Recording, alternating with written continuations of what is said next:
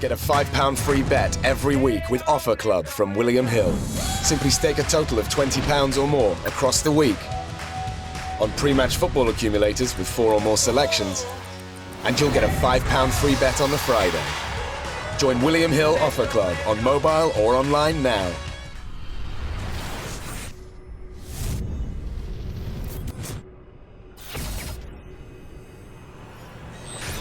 This is KUGAN CASSIUS for RYDER TV in association with Macklin's Gym Marbella at the Matchroom Gym here. I'm joined by middleweight boxer John Ryder. How are you, mate? Good, KUGAN, you, mate? Yeah? You chilled out today, John? Yeah, nice session done. 2 sessions in the bag, so just looking forward to going home and resting. Yeah, not long. About 3 weeks until your next fight date against Jack ARNFIELD on the undercard of Crawler and Linares. I know to Jack you've seen. He's had a few fights, Jack. Yeah, I've not really watched too much yet. I've obviously seen his fight with Blackwell. I watched that live and thought he done well in that fight. I mean, didn't get the win, but he used a good tactic which was working for a while and frustrated Nick, but Nick got through it and got the win.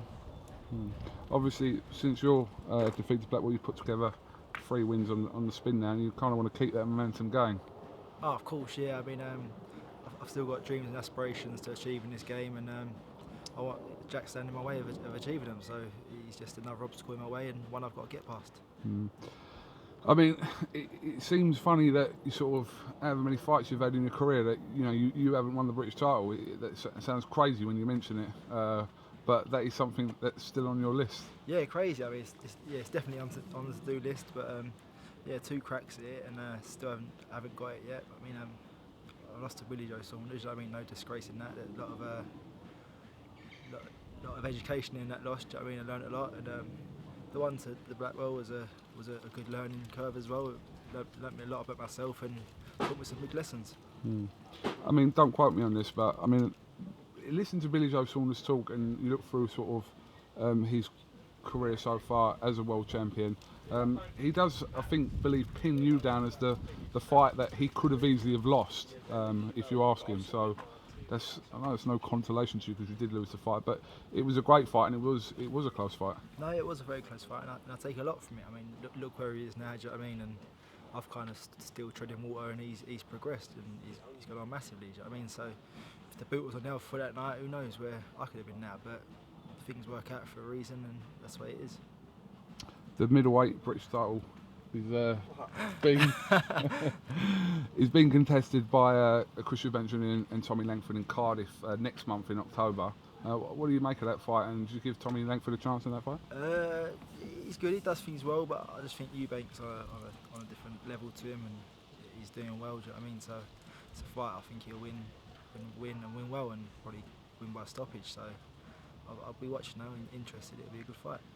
Do you know where you are, as in what you have to do to sort of get yourself back into sort of that mandatory spot for the British?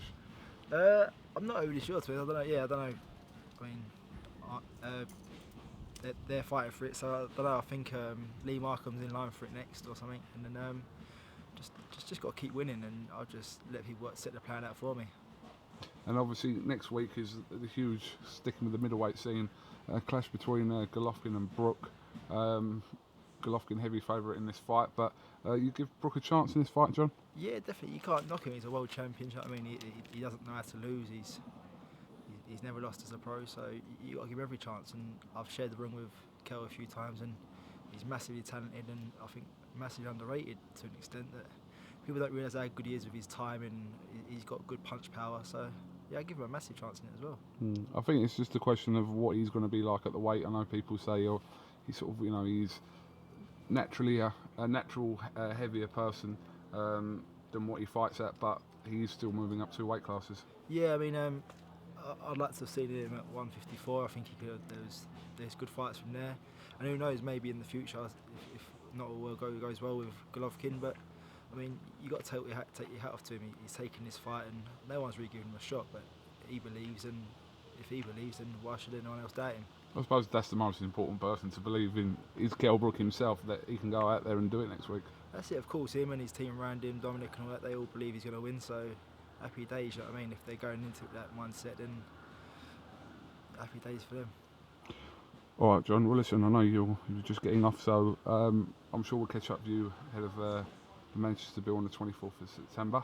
Definitely. where you take on Jack Arnfield. So best of luck in the rest of your camp. Sorry, and we'll catch up with you fight week. Lovely. Cheers, Coop. Thank you very much. Thank you, mate.